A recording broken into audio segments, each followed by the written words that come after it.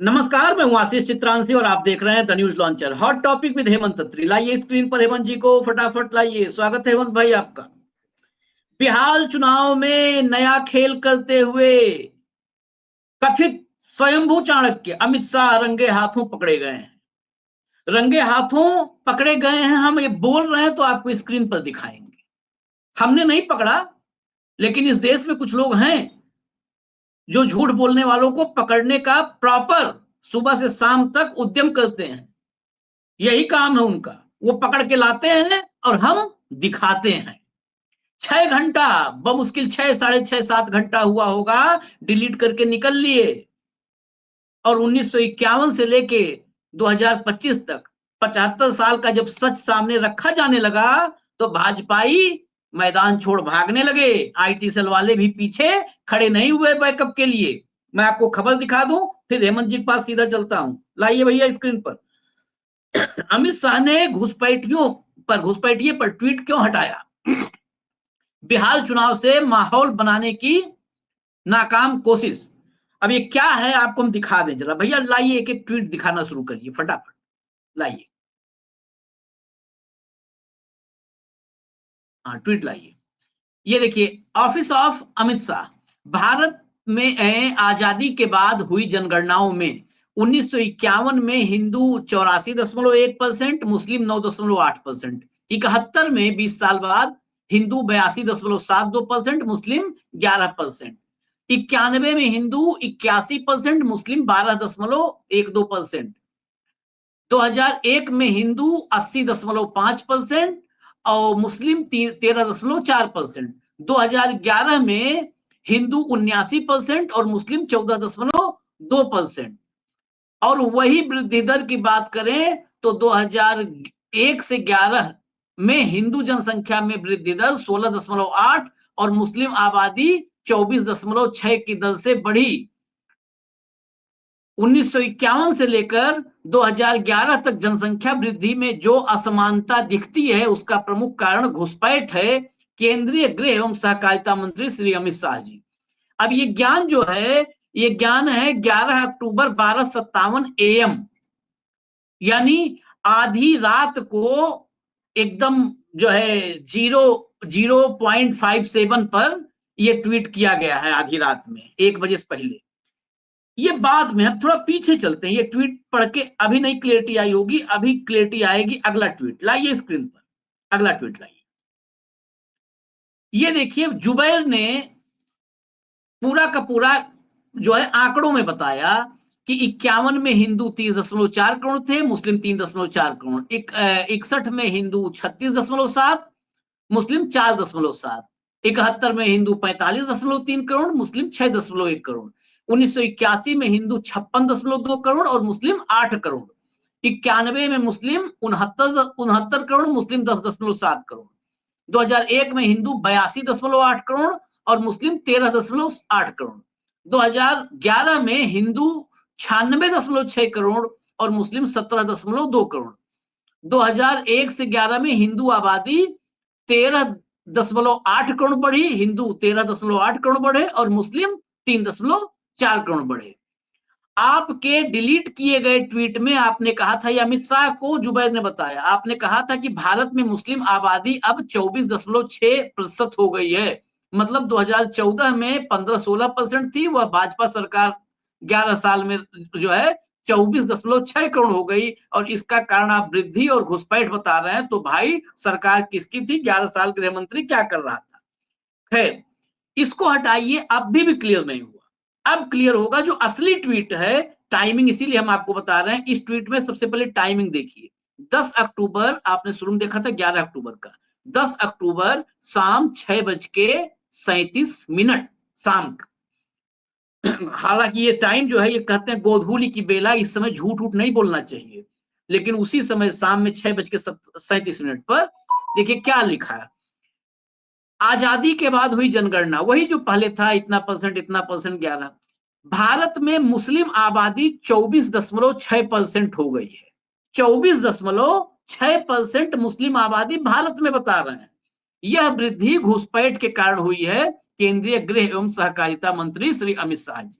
यही वाला असली ट्वीट था जो लाल सर्किल में लिखा है।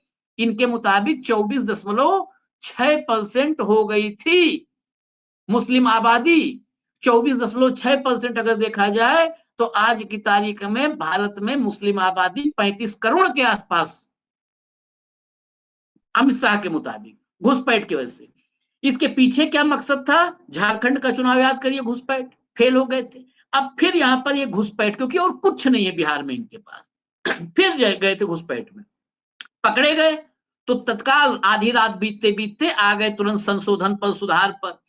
आगे अगला देखिए ट्वीट, जब जब देश भर में इनके झूठ पर प्रतिक्रिया आने लगी, तब देखिए क्या लिखे।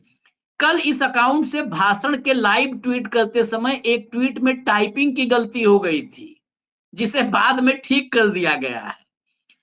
केंद्रीय गृह मंत्री ने ये कहा था और ये होना चाहिए, ये ठीक कर दिया गया है। हालांकि जब भाषण आप सुनेंगे तो और ज्यादा क्लियर होगा, लेकिन देखिए टाइपिंग, जो आदमी अपने एक्स पे टाइपिंग नहीं करवा सकता वो चाणक्य है इस देश में, वो देश चला रहा है।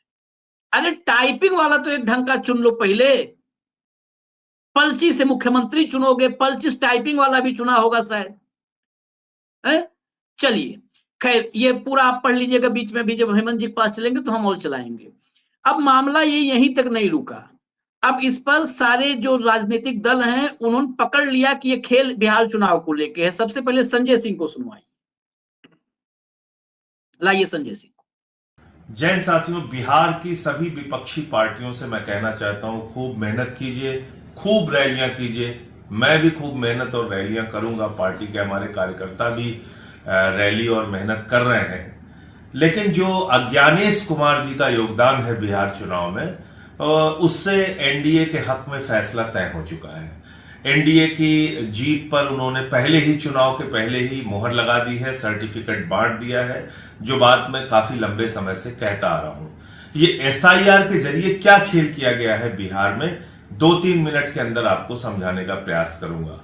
एसआईआर के जरिए क्या दावा किया गया था? घुसपैठिए आ गए, इनको तो भगाना है, बांग्लादेशी आ गए, रोहिंग्या आ गए, यही तो चिल्ला रहे थे भाजपा वाले। आप जाकर पता कर लीजिएगा, जितने भी मतदाता सूची में नाम थे, भारतीय जनता पार्टी ने एक भी नाम पे शिकायत नहीं की कि ये घुसपैठिया है या विदेशी है, एक भी नाम पे शिकायत नहीं की। पहली बात। दूसरी बात, जब अभी जो ये voter list, final voter list आई है, जिसके बाद अज्ञानेश कुमार जी के मुंह में ताला लग गया है, उनके मुंह से आवाज नहीं निकल रही है। पता है आपको कितने विदेशी नागरिक मिले पूरे बिहार के अंदर? 315। कितने मिले? 315। और उन 315 विदेशी नागरिकों में ज्यादातर हिंदू हैं, 78 मुसलमान हैं। 78 मुसलमान पकड़ने के लिए आपने 8 करोड़ मतदाताओं को परेशान किया, एसआईआर का हवा खड़ा किया, और विदेशी आ गए, घुसपैठिए आ गए, एकदम से हम पूरा परिवर्तन कर देंगे एसआईआर के जरिए। यह दावा कौन कर रहा था? अज्ञानेश कुमार जी कर रहे थे। इसलिए उनकी मूर्खता और अज्ञानता पर मुझे हंसी आती है। हालांकि वो बहुत चालाक आदमी है, ये अज्ञानता में वो कुछ नहीं कर रहे थे। वो दरअसल जो कुछ भी कर रहे थे मोदी जी के इशारे पर कर रहे थे, भारतीय जनता पार्टी के कहने पर कर रहे थे। और क्या खेल किया है इस फाइनल लिस्ट में, वो भी आप समझ लीजिए। 5 लाख डुप्लीकेट वोट हैं बिहार में। जो मौजूदा सूची हुई है, जो फाइनल हुई है सूची, उसमें 5 लाख डुप्लीकेट वोट हैं। यानी कि एक मतदाता 2 जगहों पे, ऐसे 5 लाख मतदाता है। एक मतदाता 2 जगहों पे, जिनका एड्रेस सेम है, पता सब कुछ एक जैसा है, नाम एक जैसा है, सब कुछ एक जैसा है, ऐसे 5 लाख मतदाता है। आप सोचिए, कुछ हजार के अंतरों से पूरे हरियाणा का चुनाव बदल गया। कुछ 1-2% वोट के अंतर से दिल्ली का चुनाव बदल गया। तो बिहार में जब 5 लाख वोट वैसे ही भारतीय जनता पार्टी अपने झोली में रख के चल रही है अलग अलग विधानसभाओं में, तो खेल तो हो चुका है। खेल तो सारा खत्म कर दिया इन्होंने। जो कुल मतदाताओं की संख्या थी बिहार में, उससे 80 लाख मतदाता कम हो गए। आप कल्पना कीजिए कितनी बड़ी संख्या में मतदाता वहां पे घटाए गए हैं और कितने डुप्लीकेट मतदाता वहां पे हैं। तो इतने गड़बड़ झाले वाली वोटर लिस्ट से विपक्ष की पार्टियां चाहे जितनी मेहनत कर ले, चाहे जितना प्रचार कर ले, चाहे जितनी रैलियां कर ले और सभाएं कर ले, उन्होंने तो वोट चोरी कर रखी है, घपला और घोटाला कर रखा है। तो चुनाव में हटा दीजिए, मुख्य बात आ गई, जो घुसपैठ था ना, जो जिस एजेंडे पर, जिस लाइन पे जाना चाह रहे थे अमित शाह, वो नैरेटिव बिल्कुल खंडित हो गया और इसी वजह से ये तुरंत उनको अपना बैग पैक करके वापस जाना पड़ा, वापसी की ट्रेन तुरंत पकड़ना पड़ा। ओवैसी का अभी ओवैसी का स्टेटमेंट आया, हेडलाइन दिखा दीजिए उसकी। स्टेटमेंट तो अभी हम नहीं दिखा सकते, हेडलाइन। अमित शाह झूठा बयान दे रहे हैं, ओवैसी का गृह मंत्री पर बड़ा आरोप, जनसंख्या मुद्दे पर सरकार को घेरा। वही जनसंख्या मुद्दा जो उन्होंने ट्वीट किया था। सीधा हेमंत भाई के पास चलिए। हेमंत भाई, ये एक नया राग फिर से लेकर आए थे, ये जनसंख्या। अब मेरा तो एक ही सवाल है, आज तक 51, 71, 91, 2001, 2011 सबकी तो बात कर दिए। इतनी अक्षम सरकार जो 2021 का जनगणना 2025 खत्म होने वाला है, अतः पता नहीं है कि कब करवाएंगे, और ये दुनिया जनगणना लेकर के पोथी खोल के बैठे हैं। ये तो हक ही नहीं है इनको। पोथी वो खोल के बैठे जो कभी कथा सुना हो बैठ के सत्यनारायण भगवान का। आशीष भाई नमस्कार, आपको, सारे दर्शक साथियों को भी। देखिए, इस सिलेबस के चैंपियन है अनडिस्प्यूटेड हिंदू मुस्लिम के। इसी राग के, आपने बिल्कुल ठीक कहा, इसी के चैंपियन है और उसी के जरिए, क्योंकि और तो कुछ आपके पास दिखाने के लिए भी कुछ नहीं है, बताने के लिए भी कुछ नहीं है। संजय सिंह काफी कॉम्प्लिकेट कर रहे थे। मैं अपने दर्शकों के लिए बिल्कुल specific to the point 2-3 data दूंगा। ज्यादा डेटाबाजी में आपको पता, हम तो भरोसा करते थे। इस घुसपैठिया राग की सच्चाई देखिए। बिहार में इतना बड़ा SIR करा दिया ज्ञानेश जी ने। जो वोटर लिस्ट पर आशीष भाई कुल आपत्ति आई है, आपत्ति, ऑब्जेक्शन जिसको आप कहते हैं, वो केवल 4.25 लाख आई, प्रिसाइजली 3.75 लाख। और इसमें जो विदेशी होने के केस थे, रिपोर्ट किए, जो शिकायत करते हैं ना, मैंने कह दिया आपके बारे में कुछ, तो उसकी जांच भी होगी। तो उसमें विदेशी होने के जो कुल केस थे वो थे 1087, ध्यान से सुनिएगा। और इनमें से जो वोट डिलीट हुए केवल 390, केवल 390। और आपने SIR कितने लोगों की कराई? 8 करोड़ की, 8 करोड़ की। इनमें से मुसलमान कितने थे 390 में से? केवल 76। उससे सीमांचल में घुसपैठी होने का जो हवा खड़ा कर रहे थे, वहां विदेशी होने के नाम पर केवल 3 लोग पाए गए, 3 पूरे सीमांचल के अंदर। तो मेरा आपसे सवाल है कि फिर SIR करने की जरूरत क्या थी? और वोट चोरी के लिए जो 1 करोड़ से ऊपर जो फर्जी पते दर्ज हैं, उनका क्या किया आपने? इसको बिल्कुल बारीक में आजिए एक वाक्य में। जैसा बताया संजय सिंह ने और सारे एक्सपर्ट्स ने भी अब तो एनालाइज कर दिया है, कुल 80 लाख वोट कम हुए, जैसा आप जानते हैं, 80 लाख। आशीष भाई, इसको केवल कुछ मत कीजिए और सारा दर्शकों पर छोड़ेंगे हम। 80 लाख को केवल जो है 243 सीटों से भाग कर लीजिए, ठीक। पर कंस्टिट्यूएंसी औसत 32,921 वोट काट दिए गए। एक कंस्टिट्यूएंसी विधानसभा में एवरेज, जहां पर वोट का जो चुनाव में हार जीत का अंतर है, वो आपको पता है 100 से लेकर के 5,000 के बीच में कितनी सीटें होती, क्योंकि नैरोली कंटेस्टेड इलेक्शन है। आप एक कंस्टिट्यूएंसी के अंदर औसतन अगर 32,921 वोटर काट देंगे, तो जो मैं और आप बात कहा करते हैं 25 जून से मैं और आप एक ही बात कह रहे हैं कि ये SIR कुछ नहीं है, ये केवल डेटा मैनिपुलेशन जो की जा चुकी है उसका अमली जामा पहनाने का एक तरीका है। ये एक स्मोक स्क्रीन है, ये एक भ्रम है, और ये भ्रम फैला दिया गया है। चुनाव का कार्यक्रम घोषित कर दिया, सूर्यकांत जी अभी SIR पे बहस सुन रहे हैं, बताइए, और अब पूरे देश में कराएंगे। तो आप इसका कंसेप्ट समझ लीजिए। जो ये कहते हैं ना 35 साल सत्ता में और रहना है, और राहुल गांधी को सदन के अंदर क्या कह रहे थे कि अभी आपको 35 साल विपक्ष में और बैठना है। उस आत्मविश्वास के पीछे का लॉजिक ये है कि जो भी वोटर, जो भी समूह आपको वोट नहीं देता है, SIR के जरिए उस खेल को कर दीजिए। मेरा आपसे, आपने बहुत एक अच्छा पॉइंट उठाया कि जो नकारा सरकार 2021 से लेकर के 2025 आ गया, पहले कोविड के नाम पर आपने क्या किया? कोविड के नाम पर आपने एक काम किया कि हम जनगणना नहीं करा सकते। एक तरफ सरकार ऑल पावरफुल मोदी जी है, उसके बाद अमित शाह है, पूरा का पूरा सिस्टम है। तो उसमें 4 साल तक ये भाई लोग जनगणना नहीं करा पाए देश की, जो कि मैंडेटेड है हर 10 साल में। और अपने क्या नाम, ज्ञानेश कुमार ने 1 महीने में बिहार जैसे राज्य में SIR करा दिया। तो ऐसे व्यक्ति की सेवाएं तो भैया जनगणना में भी ले लेते, थोड़ा सा आंकड़ा लग जाता।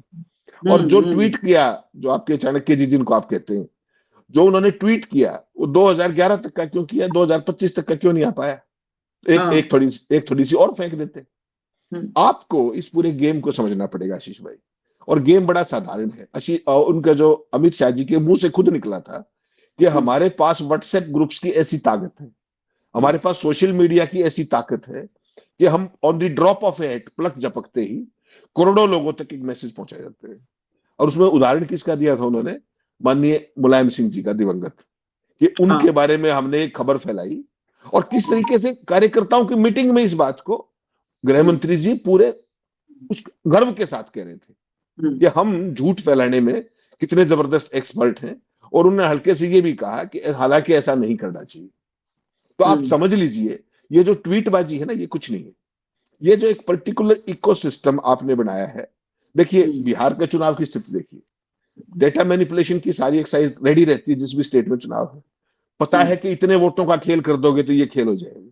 ठीक, महाराष्ट्र का खेल आपने देख लिया, हरियाणा का देख लिया, मध्य प्रदेश का देख लिया, राजस्थान का देख लिया, छत्तीसगढ़ का देख लिया, और अब आप बिहार पे आ जाइए। 80 लाख वोट काटने का मतलब सोचिएगा केवल। वो लोग चले कहां गए? ब्रेकअप क्यों नहीं दे रहे आप लोग? ऑफिशियली बताए ना गणेश कुमार। दूसरा, जो सबसे इंपॉर्टेंट बात यह है कि घुसपैठिया घुसपैठिया आप चिल्ला रहे हो। मैं केवल गृह मंत्री से एक ही सवाल पूछ रहा हूं कि साहब इस देश का गृह मंत्री कौन है?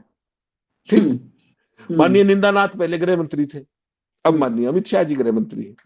2014 से अब तक कितने घुसपैठिए आए और कितने निकाल दिए? केवल ये डेटा तो दे ही दीजिए ना, आप तो बड़े टेक सेवी हैं, आपका तो हैंड्स ऑन सारी चीजें रहती हैं, आपकी इंटेलिजेंस एजेंसी इतनी अच्छी है। केवल दो सवालों के जवाब अमित शाह जी दे दे कि 2014 से अब तक कितने घुसपैठिए आए और कितने घुसपैठिए निकाले। At the cost of repetition, आप छुट्टी पे थे, उसको फिर एक बार एक डेटा बता देता हूं आपको। मनमोहन सिंह को ये कमजोर प्रधानमंत्री कहते थे, डॉक्टर मनमोहन सिंह को, दिवंगत है बेचारे। 87,000 घुसपैठिए उन्होंने निकाले 10 साल के अंदर। और इन भाई लोगों के 11.5 साल का सत्ता हो गई है, 3800 निकाले कुल 3800। तो ये घुसपैठिया राज की असलियत है। ये ऑन रिकॉर्ड है, ये मैं और आप नहीं कह रहे, ये ऑन रिकॉर्ड है। तो मनमोहन सिंह जी ने इतने निकाले और इन्होंने इतने निकाले। इसके बाद कुछ कहने को बचता है क्या? घुसपैठिए अगर देश में आ रहे हैं तो उसका जिम्मेदार कौन है? गृह मंत्रालय, जहां पे पैरामिलिट्री फोर्सेज है बॉर्डर पे, वो, और नहीं तो रक्षा मंत्री जी। ये नाकामी किसकी है? आशीष चित्रांशी की नाकामी है क्या? या विपक्ष की नाकामी है क्या? किसकी नाकामी है अगर ये है तो? और नहीं है तो ये फिजूल की बात करना बंद कीजिए, गवर्नेंस के इश्यूज पे आ जाइए।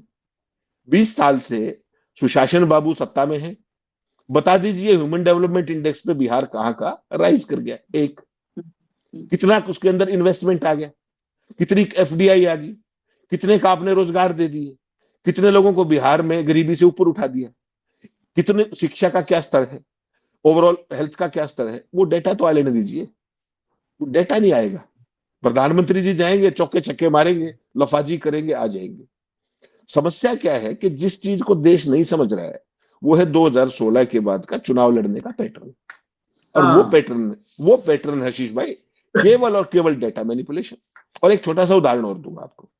अभी उत्तर प्रदेश का लोकसभा का चुनाव हुआ, यूपी में क्या परिणाम आए लोकसभा के, और उसके बाद चंद बाई इलेक्शन हुए, उनके क्या परिणाम आए और कैसे आए? यूपी को आपसे ज्यादा कौन जानता है? किस तरीके से पुलिस आइडेंटिटी कार्ड देख रही थी, कैसे महिलाओं को बूथ पे आने से रोक रही थी। भाई अगर ये डेमोक्रेसी है तो फिर इसका एक छोटा सा नाम बदल लीजिए। अभी हमारे देश में इलेक्टेड डेमोक्रेसी दुनिया को पता है। और जो ये ज्ञानेश कुमार कर रहे हैं, गुप्ता जी, राजीव अग्रवाल जी कर रहे थे, उससे पहले अरोड़ा जी कर रहे थे, उन्होंने एक नया सिस्टम डेवलप किया है और उसको कहते हैं इलेक्टेड ऑटोक्रेसी। चुनाव होता है लेकिन पहले ये पता होता है कि जीतेंगे आशीष चित्रांशी। तो जब आपको परिणाम पता है तो विपक्ष चाहे कितनी यात्रा निकाल ले, चाहे कुछ भी कर ले। आपने सुप्रीम कोर्ट का हाल देख लिया। मैंने और आपने जब पहला शो किया था, 24 जून को एसआईआर ऑर्डर हुई, 10 जुलाई को आपको ध्यान होगा पहली हियरिंग हुई। उस शो को आप बार बार देखिएगा जो हम दोनों ने किया था। और जो जो शब्द कहे गए थे सुप्रीम कोर्ट की कार्रवाई के बारे में, अगर कॉमा फुल स्टॉप का अंतर आ जाए तो जो आप कहे था वही चीज कि टाइम बाइंग टैक्टिक्स है, ये होगा, समय को बर्बाद करेंगे और एकदम एक दिन ऐसा आएगा कि तुरंत चुनाव कार्यक्रम की घोषणा कर दी जाएगी। उधर सुनवाई चल रही है, या तो आप सुनवाई पूरी करवा देते, कम से कम सुनवाई भी नहीं होनी थी, अगले दिन हियरिंग है 7 तारीख को, और 6 तारीख को ज्ञानेश गुप्ता जी ने घोषित कर दिया। क्यों? क्योंकि वो कन्विंस थे इस बात से कि सुप्रीम कोर्ट में कुछ नहीं होने वाला है। और अब जब चुनाव कार्यक्रम घोषित कर दिया उन्होंने, तो आर्टिकल 329 इन्वोक हो जाता है कि चुनाव प्रक्रिया के दौरान कोई भी किस तरीके का न्यायिक हस्तक्षेप नहीं हो पाएगा। कोर्ट तो न्यायिक हस्तक्षेप से भी जो आदमी ऊपर उठ चुके हैं, तो आप समझ लीजिए क्या है। चुनाव आयोग का एक पक्ष, सुप्रीम कोर्ट में जो चल रहा है दूसरा पक्ष। और एक चीज और मत भूलिएगा, ज्ञानेश गुप्ता की बतौर सीसी की जो अपॉइंटमेंट है आशीष भाई, वो आज भी अंडर चैलेंज है। उसकी कब सुनवाई करोगे? जब वो टर्म पूरी करके चले जाएंगे। और ये बात, जब सुनवाई करके आप घर चले जाएंगे और कहीं स्वास्थ्य लाभ कर रहे होंगे, जैसे राजीव अग्रवाल जी कर रहे हैं आजकल, वो कौन सी कंदरा में गए हैं ध्यान लगाने के लिए, डिटॉक्स होने के लिए, बताया था उन्होंने आपको। तो अब कहां है उनका पता नहीं। जितने पुराने चीफ इलेक्शन कमिश्नर हैं, बड़ी शान से सड़क पे घूम रहे हैं, लोगों से बात करते हैं, कोई सवाल पूछ लीजिए, हर चीज की लीगल एक्सप्लेनेशन देते हैं। एक बार ज्ञानेश गुप्ता जी को 5 मिनट बिठा के इंटरव्यू कर लीजिए ना एक बार। हम जैसे किसी एक व्यक्ति को इंटरव्यू दे दें, वो राजीव अग्रवाल जी दे दें तो इस चुनाव की जो कवायद आप कर रहे हैं, आप केवल देश को बिफूल कर रहे हैं। और विपक्ष को एक बात समझनी पड़ेगी। देखिए, मैं बड़ा कन्विंस्ड हूं, 80 लाख वोट काटने का मतलब वो है जो मैंने आपको बताया। पर constituency on an average 32,921 vote काटना। इसके बाद आप चुनाव लड़ लीजिए या मत लड़ लीजिए, चुनाव का रिजल्ट तो पहले से पता नहीं आपको, कोई कुछ करता रहे। इसका मतलब ये नहीं कि मैं और आप डिमोरलाइज कर रहे हैं, नो। इस डेटा मैनिपुलेशन का केवल एक तरीका है, एन ब्लॉक मैसिव वोटिंग कराइए। चुनाव Exactly, का मैं यही बोलने वाला था। मैं यही, जो हेमंत जी ने कहा, हम हतोत्साहित नहीं कर रहे हैं, हम प्रोत्साहित कर रहे हैं कि इतना जम के मतदान कर दो कि बेईमान भग जाए। आशीष भाई, हम तरीका बता रहे हैं कि डेटा मैनिपुलेशन में आपकी टीम ने बताया कि 4% वोटों का खेल कर दो तो ये हो जाएगा। तो आप 10% पोलिंग बढ़वा दो ना भाई, बस सिंपल है। और 10% पोलिंग बढ़ने का मतलब समझते हैं, ढूंढते रह जाएंगे। क्या, जब यात्रा हो रही थी राहुल गांधी की, उसके बाद जो कुछ हो रहा था, मैंने आपको क्या कहा था कि इस यात्रा में जो मोबिलाइजेशन है, जो तमाम चीजें जो ये कर रहे हैं विपक्ष का, उसका जो मोबिलाइजेशन है, उसका तब तक कोई मतलब नहीं है जब तक आप वोट परसेंटेज नहीं बढ़ा लेते। क्यों? क्योंकि उनके पन्ना प्रमुख तो रेडी है, उनका सारा हिंदू मुस्लिम का सिलेबस रेडी है, उनका घुसपैठिया सिलेबस रेडी है। आपके पास क्या है? आपके पास है बड़ा मुद्दा, और उस मुद्दे को लेकर के जाइए। वो मुद्दा है बिहार का विकास। क्या आप इस मुद्दे पर लोगों को मोबिलाइज करके बूथ पे ला सकते हैं? अगर आप उनको बूथ पे ले आए तो बनेगी बात, वरना हाथ मलते रह जाएंगे और तेजस्वी को भी ढूंढते रह जाएंगे अगर पोलिंग परसेंटेज नहीं बढ़ी तो। क्योंकि आप समझिए, 20 साल से सत्ता में बाहर होना तो एक सर्वाइवल का सवाल है रीजनल पार्टियों का। और ये क्या कह रहे हैं कि रीजनल पार्टियां खत्म हो जाए, इसके अलावा तो आरएसएस की तो कोई सोच भी नहीं। वो तो ये कहते हैं कि 1 नेशन 1 लीडर होना चाहिए। मैं और आप बहस करते हैं कि 1 नेशन 1 इलेक्शन। अरे नहीं समझ रहे, उस 1 नेशन 1 इलेक्शन का मतलब समझ लीजिए, एसआई एक एसआईआर पूरे देश में। एक बिहार में 80 लाख वोट काट दिए, पूरे देश में 12 करोड़ काट देना, और उसके बाद जय हिंद जय भारत मौज कीजिए। दूसरा, आप कह रहे हैं मुसलमान इतनी संख्या में बढ़ गए, तो आप 11 से 25 का भी बताइए ना भाई डेटा, वो भी बताइए एक बार। मुझे एक बात समझ में नहीं आती श्री भाई, आप मुझे करेक्ट कीजिएगा। 110 करोड़ हिंदुओं को 20 करोड़ मुसलमानों से खतरा है, ठीक? और पूरे के पूरा देश इस बात से, जो इनका इकोसिस्टम है, जो भक्तगण है 30-31%, वो इस बात से पूरे कन्विंस्ड है। अरे भले आदमी हो, 1:3.5 की रेशियो है, एक मुसलमान पे 3.5 तुम हो, और उसके बाद भी तुम खतरे में हो, तो फिर तुम्हारा क्या ही किया जाना चाहिए बताइए मुझे। संख्या बल के आधार पे भी देख लीजिए आप, सारे रिसोर्सेज तुम्हारे पास है, सब कुछ तुम्हारे पास है, उसके बाद भी खतरे में भी आप ही हो, तो भैया तुम्हें खतरे से कोई निकाल भी नहीं सकता। इस खतरे को बेच करके ही राजनीति चलेगी, इस खतरे की ही राजनीति है। आप 2019 जब ये 100 साल, जो आप एक एनजीओ का नाम सुना था आपने, मैं तो नाम भी लेता आजकल, लाल किले से एक एनजीओ सुनी थी ना आपने, काफी बताया था कैसे क्या है। संसद में एक वो उनके आरएसएस के एकलव्य हुआ करते, उन्होंने भी बताया था। वो पिछले 100 साल से कर क्या रहे हैं? एक ही तो काम कर रहे हैं, भय बेचना मुसलमानों का। ये बात हम समझ रहे हैं भय और भ्रम का कॉम्बिनेशन है, cocktail. It's a cocktail of भय एंड भ्रम। इस दोनों के उसमें और कुछ करने की आपको जरूरत ही नहीं है। क्यों? क्योंकि आपने मुझे कन्विंस कर दिया कि भैया हेमंत खत्री तू खतरे में है, तू रहेगा, हमें सत्ता में लगे। और जब मुझे ये समझ में नहीं आ रहा 2014 से पहले हिंदू खतरे में क्यों नहीं था। अब तो हिंदू हृदय सम्राट सत्ता में, चाणक्य जिसको आप कहते हो, लोग बुरा मान जाते हैं, अपने कमेंट्स आप देखेंगे, जैसे ही आप चाणक्य कहते हो ना, सरदार पटेल कहते हो, लोगों को बड़ा बुरा लगता है। तो उनको with all due regards and apologies मैं ये कहना चाह रहा हूं कि भाई एक बार अपने अंतर्मन में झांको, तुम क्यों शिकार हो रहे हो इस सांप्रदायिकता का। इनको एक बात समझनी पड़ेगी कि इस देश में मोदी के जो भी उद्भव हुआ है ये, और जो ये एकदम जिस तरीके की उनकी वो हुई है, उसका कारण ही केवल एक है, मुसलमानों की मौजूदगी। अगर मुसलमान ना हो तो तुम क्या करोगे? तो मुसलमान ना हो तो इनके पास क्या है, मुझे बता दीजिए। चुनाव किस बात अरे बेरोजगार हो जाएंगे सब, बेरोजगार हो जाएंगे। तो ये देश के लोगों को समझना पड़ेगा कि भाई ये हिंदू मुस्लिम में कुछ नहीं निकलने वाला। मुद्दों पे बात कीजिए, मुद्दों पर लेकर के आइए, उनको जबरदस्ती लेके आइए। जो ये कागज मांगे इन्होंने बिहार के लोगों के SIR के नाम पर, अगर तेजस्वी सारे उनका जो महागठबंधन है, अगर वो चुनाव में इनके कागज मांग ले एक बार कि भाई तुम अपने कागज ले आओ कि 20 साल में तुमने क्या किया, तो चुनाव हो जाएगा। और नहीं तो ये चुनाव ऑलरेडी डन एंड डस्टेड है, इस पे कोई गलतफहमी पालने की जरूरत नहीं है। जिस दिन वोटिंग होगी आशीष भाई, उस दिन वोट परसेंटेज से पता लग जाएगा कि परिणाम क्या होगा। सिर्फ इतनी सी बात। चलिए वो भी दिन दूर नहीं है, बस हम ये कहेंगे कि मतदान कीजिए, झूम के कीजिए, झूम के कीजिए, दबा कीजिए। बाबा साहब ने जो हक दिया है उसको इतना, उस हक को इतने पुरजोर तरीके से हासिल कर लीजिए कि आपका हक छीनने वाले की कल्पना करने वाला सपने में भयभीत हो जाए, वो दूसरे को भय न बेच पाए, वो खुद भयभीत रहे। इजाजत दीजिए, हम फिर आएंगे बड़ी खबर जो भी होगी उसके साथ, और बाकी हॉट टॉपिक हेमंत जी के साथ होता ही रहेगा। धन्यवाद हेमंत भाई, बहुत बहुत धन्यवाद, नमस्कार। Thank you.